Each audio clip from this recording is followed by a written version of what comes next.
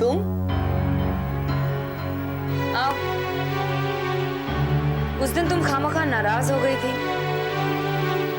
नाराज तो मैं अब भी हूँ, लेकिन आपके पास आने के सिवाय मेरे पास और कोई रास्ता ही नहीं था।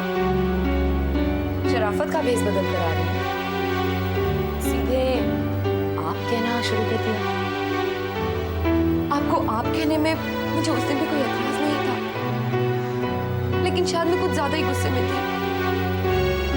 दरअसल टप्पू को जेल की सलाखों के पीछे देखकर मेरा दिल रो उठता है।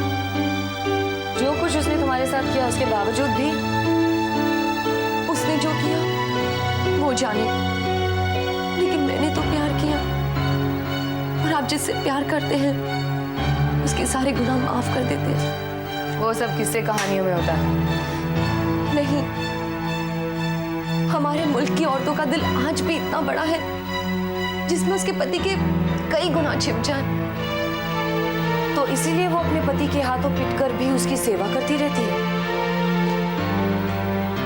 सही कह रही हैं आप। मैं ये तो नहीं कहती कि वो ठीक है, मैं मानती हूँ वो गलत है, लेकिन वो बेचारी भी क्या करे, उसका दिल ही नहीं मानता। अब आप मुझे ही ले लीजिए, मैं डब्बू की एक एक रग से वाकिफ हो गई हूँ। अब जब उसे जेल में देखने जाती हूँ तो मुझे रात भर नींद ही नहीं आती। जैसा भी है, अच्छा है, बुरा है, मैं उससे प्यार करती हूँ। मैं तो हैरान हूँ ये सोचकर कि आपका प्यार नफरत में कैसे बदल गया। वो इसलिए कि मैं अपने पिताजी की सूनी आंखों को देख चुकी हूँ, जिसकी वजह डब्बू है। वो इसलिए कि मैं अपने भाई के टूटते हुए सपनों को भी देख चुकी हूँ, जिसकी वजह डब्बू है। डब्बू ने सिर्फ मुझे धोखा नहीं दिया है, एक पूरे परिवार को बर्बाद किया है। उसकी सजा उसे कुदरत देगी।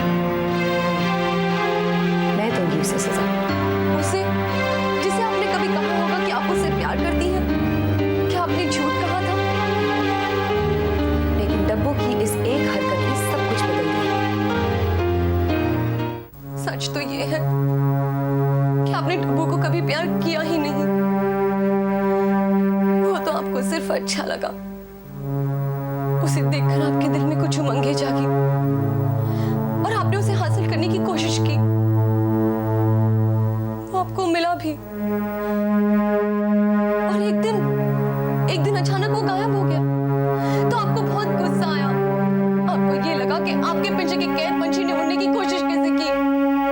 और आज जब वो आसमान में उड़ता नजर आ रहा है, आप उसे गोली से उड़ा देना चाहती हैं। देखिए प्रिया पाठक या रस्तोगी, जो भी तुम कहना चाहती हो, डब्बू कोई पिंजरे का पंछी कभी नहीं था। अगर उसने मुझसे प्यार किया था तो मैंने भी उससे प्यार किया था, लेकिन उसका प्यार नकली निकला, झूठ साबित हुआ। और आपका प्यार कहाँ प्यार रहा? आपका भी तो प्यार नफरत में बदल गया। तो वो कहाँ प्यार रहा? जब आपका प्यार प्यार रहा ही नहीं, तो वो जिसे आप प्यार कह रही हैं, वो भी तो झूठी साबित हुआ ना। ये सब बातें तुम्हें डब्बू ने सिखाई है? जिस किसी ने भी सिखाई हो सकता है कि ये मेरे दिल की आवाज हो। क्या आप इसे मानती हैं?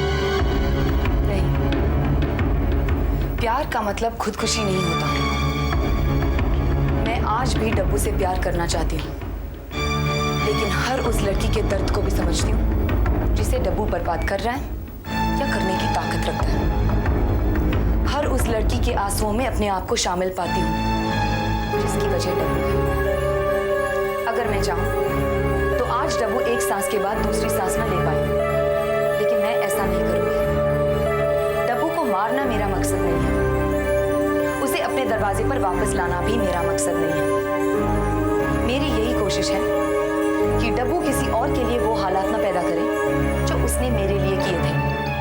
मैं उस परिवार में से हूँ जहाँ प्यार से ऊंचा फर्ज माना जाता है, और मेरा फर्ज मेरे पिताजी की तरफ उतना ही है जितना अपने प्यार के लिए। मेरा फर्ज बनता है कि मैं अपने पिताजी पर किए गए जुल्मों की सजा दिलाऊं, अपने भाई पर की गई ज्यादती को ठीक करूं, और हर उस रीमानाथ को बचाऊं जिसे डब्बू बर्बाद करने जा रहा है। आपको प्यार हो गया है, इसका मतलब ये नहीं होता कि आप ये भी भूल जाएं कि आप किसी की बेटी हैं या किसी की बहन। आपको प्यार हो जाए तो इसका मतलब ये नहीं होता कि आप ये भी भूल जाएं कि आप इंसान हैं। उसी इंसानियत के नाते मैं आपके आगे हाथ जोड़ती हूँ, आपके पाँव पड़ती हूँ। प्लीज एक बार सिर्फ डब्बू को बेल दिला दीजिए। मैं आपको यकीन दिलाती हूँ कि डब्बू दोबारा ऐसी कोई हरकत नहीं करेगा जिससे कोई और रीमानाथ या प्रिया बर्बाद हो। ऐसा नहीं होगा, कमीनापन डब्बू के रगों में है। नहीं, आप उसका यकीन मत कीजिए, आप मेरा यकीन कीजिए। प्लीज बस सिर्फ इस बार बेल दिला दीजिए।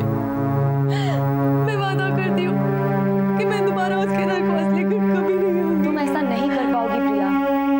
डब्बू हर कदम पर तुम्हें मजबूर करता रहेगा कि तुम किसी और के सामने जाकर गिड़गिड़ाओ या किसी और के सामने जाकर रो। नहीं, ऐसा नहीं होगा। मैं नहीं आऊंगी। मैं आपके आगे पाँव पड़ती हूँ, हाथ जोड़ती हूँ। मुझसे कसम ले लो प्लीज, सिर्फ इस बार।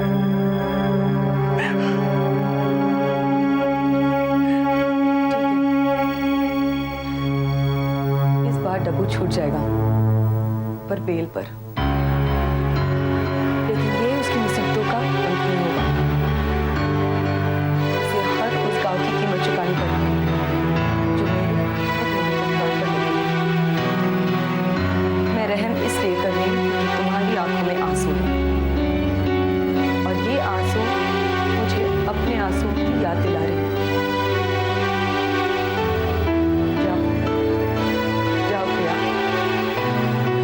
डब्बू आज ही छूट जाएगा। मैं आपका एहसान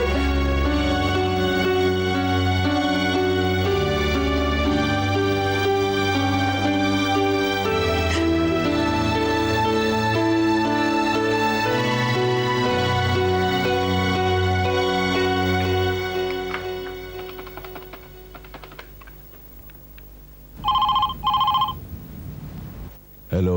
डब्बू का बेल करवा दो। लेकिन अभी अभी तो आपने। जैसा मैं कह रही हूँ वैसा करो।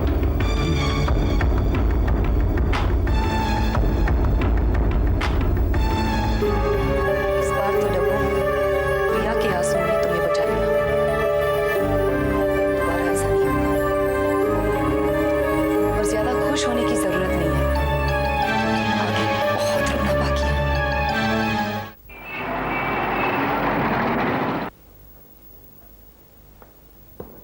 लीजिए। डब्बू साहब, एक बात याद रखिएगा, आप बेल पर हैं, आजाद नहीं। अगर आपने अपने आप को वक्त पर अदालत में हाजिर नहीं किया तो आपकी बेल कैंसिल हो जाएगी। Is that clear to you? और मैं मुसीबत में पड़ जाऊंगा जिसने लाखों रुपए की गारंटी ली है तुम्हारी। राणा साहब, आपका यह एहसान मैं जिंदगी भर नहीं भूलूंगा।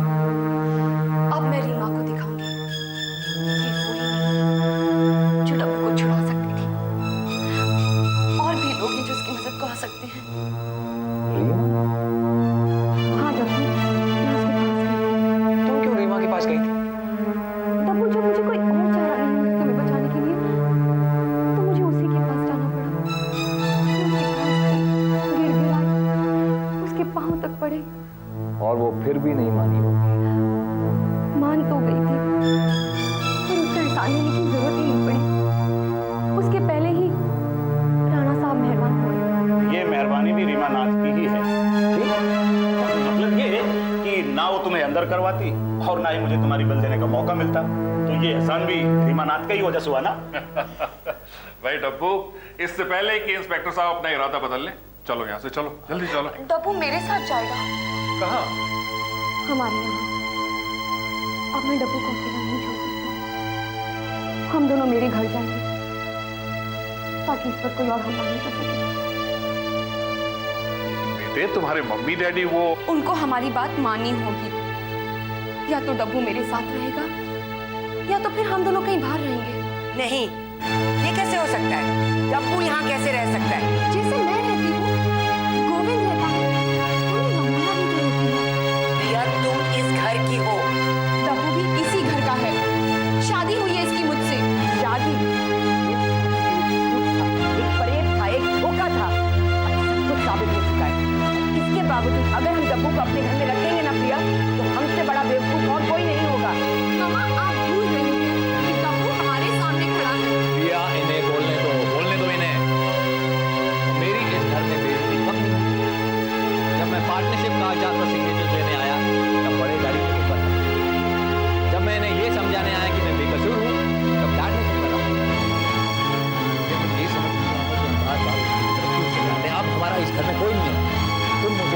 मानती हो, लेकिन इस घर ने मुझे अपना दामाद कभी नहीं माना है।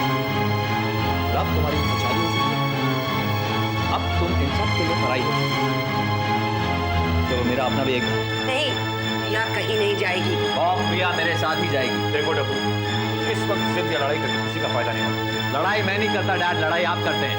उस दिन आपने मुझ पर हाथ उठाया, मैं भी आप पर हाथ उठाया, लेकिन वो थप्पड़ उस बदतमीजी के लिए था जो तुमने उस वक्त की। तो आज जो बदतमीजी हमारे साथ की जा रही है उसके लिए थप्पड़ किसको पड़ना चाहिए? और क्या थप्पड़ मारोगे डब्बू? तुमने तो इतना बड़ा चांटा मारा है हमारे गाल पर कि जिसकी आवाज पता नहीं कितने सालों तक पूरी बिरादरी में गूंजती रहेगी। आप लोग मुझे गलत समझ रहे हैं, मेरा यकीन क्यों नहीं करते हैं आप? मैं हालात का शिकार हूं, प्लीज। रीमा नाथ, पर आप भी जाने अनजाने में उसी का साथ दे रहे हैं। मेरी रीमा नाथ के साथ कभी शादी नहीं हुई, प्लीज। बस डब्बू बस, अब हम बहुत पीछे सुना चाहते। हम नहीं जानना चाहते कि क्या हुआ था और क्या नहीं, लेकिन हमारे दामाद की तस्वीर अखबार में छपे, वो भी जेल की सलाखों के पीछे, ये हम बर्दाश्त नहीं हो सकते। तो उनके खिलाफ आवाज उठाइए ना, जिनकी वजह से ये हालात पैदा हुए हैं। यार, जब दो आदमियों के बीच लड़ाई होती है, छुड़ाने वाला बहुत बड़ी गलती करता है।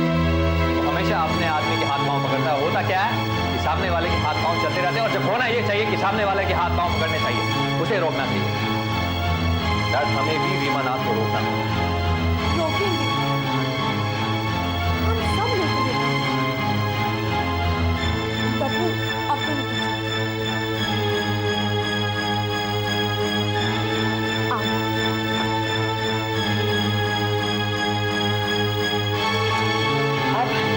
अब क्या करेंगे? अब हम कर भी क्या सकते हैं? चलो, एक बात तो है, हमारी बेटी हमारे घर में सामने है।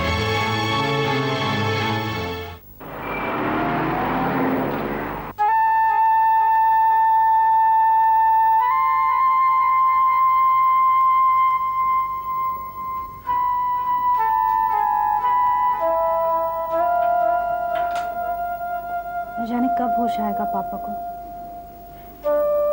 आ जाएगा, तुम फिक्र मत करो। मैं फिक्र नहीं करूं, अपनी अपनी हालत देखिए क्या हो गई है 2 दिन में। कुछ नहीं हुआ मुझे, ठीक हूँ और सब ठीक हो जाएगा।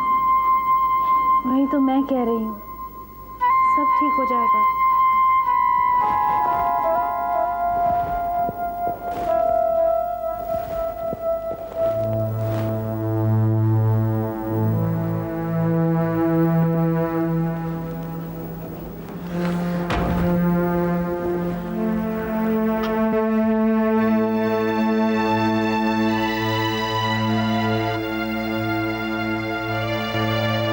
ऑस्ट्रेलिया चला गया, मैं उसे खुद एयरपोर्ट पे छोड़ के आया।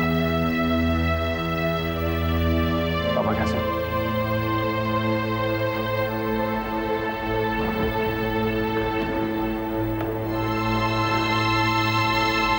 कुछ देर के लिए आंखें खोली थी, डॉक्टर ने कहा होश आ जाएगा, ठीक हो जाएगा। हाँ, सब सही हो जाएगा। शायद सही कहते होंगे, क्योंकि पता ही नहीं चलता कब सच बोल रहे हैं कब झूठ बोल रहे हैं, सिर्फ उनको दिलासा देने के लिए कह रहे हैं। लेकिन एक्चुअली वो लोग झूठ क्यों बोलेंगे, है ना? इनको क्या फायदा होगा झूठ बोलकर? इनको क्या मिलेगा? इतना बड़ा हॉस्पिटल है, इतने अच्छे लोग हैं, सब सही बोलेंगे, है ना? हाँ, सच ही बोलते होंगे। अरे क्या हर बात में हाँ हाँ हाँ बोले जा रहे हो तुम, और कुछ नहीं बोले को। और क्या बोला?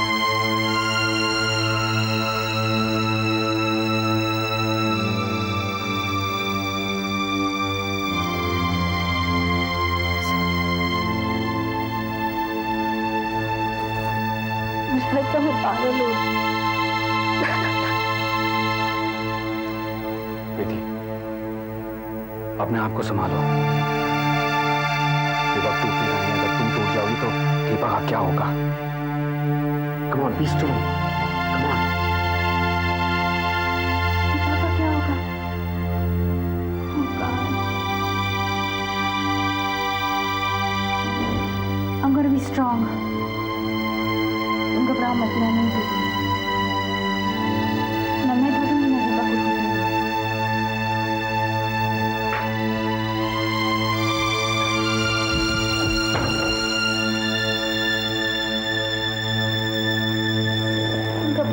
वादा मैं नहीं टूटूंगी। हमें से कोई भी नहीं टूटेगा, कोई भी नहीं, समझी? हिम्मत रखो प्रीति।